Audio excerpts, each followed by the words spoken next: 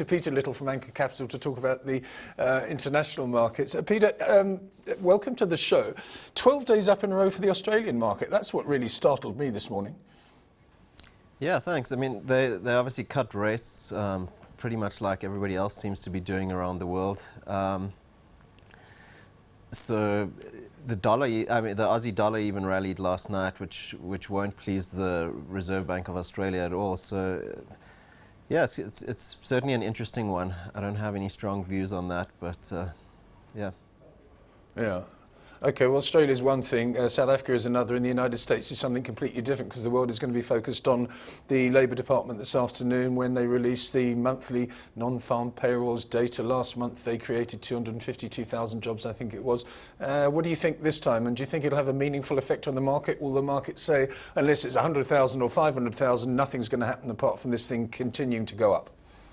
Yeah, I think so. I think the economists are expecting about 230,000 jobs to be added. All of the sort of employment prints that have come out this week, the ADP numbers, the unemployment numbers, have all sort of been roughly in line with expectations. So I'm not expecting a huge deviation from that. But I think you're right. I think unless it's a massive over or underprint, I don't think the market will read too much into it. At the latest statement out of the US was starting to indicate that they're going to be more aware of international developments when they consider their hiking later in the year. So certainly there's a lot of stuff happening around the globe, and if they're starting to pay attention to those things and maybe slightly less attention to their local markets, that would indicate that the it was this time, Peter, it was this time last week that the Dow Jones, well, it was a few hours later than it is now, but a week ago the Dow Jones fell 1.5% because of a bad GDP print from the United States of America, the world's largest economy. Previous month was 5%, I think. They came up with a 2.6% print.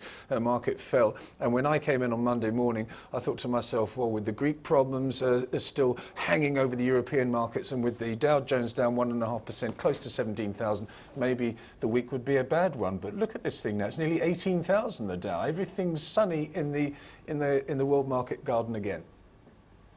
Yeah, it's interesting. I mean, I guess you had conflicting things going on this week. So you had sort of the bad news coming out of Greece, and those problems will continue to be ongoing. I think the CDS markets are pricing in about a 70% probability of a default in Greece now.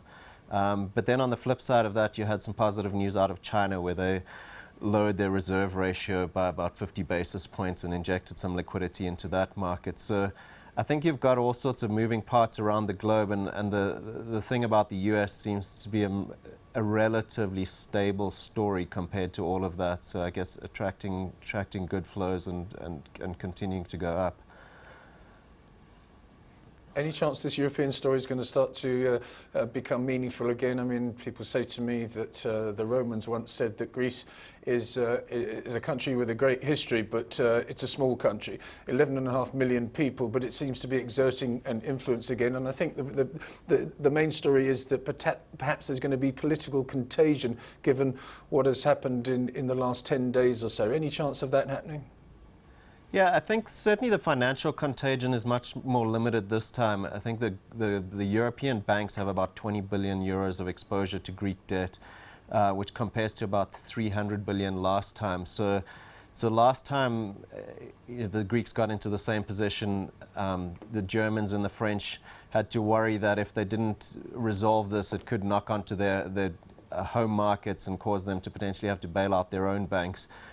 This time, that's sort of financial implications are relatively limited. But what you have seen, obviously, is a few years of austerity in Europe has caused some of the peripheral countries to start, or at least the people in some of those countries, to start supporting some of these anti-austerity parties. And I think a lot of those guys will be watching very closely with what happens in Greece. So far, Tsipras and Syriza have had very little give from anybody in Europe. I think Vakaris, the Greek finance minister, met with Germany's finance minister Schäuble yesterday, and there was certainly no signs of a budge from them. So I think Europe are having to take a pretty strong stance this time because they don't want this to sort of knock on from a political perspective, and countries like Spain to start seeing that, well, if they push back, they get all these concessions from the rest of the European Union, and you have that type of political knock-on effect. So I don't think it's going to be resolved for a while. Peter, thanks very much for your time this morning. We'll look forward to those non-farm payrolls numbers this afternoon, and maybe next week. Well, next week is another week, of course, but with the Dow Jones close to 18,000, I wouldn't bet against it right now. That's Peter Little from Anchor.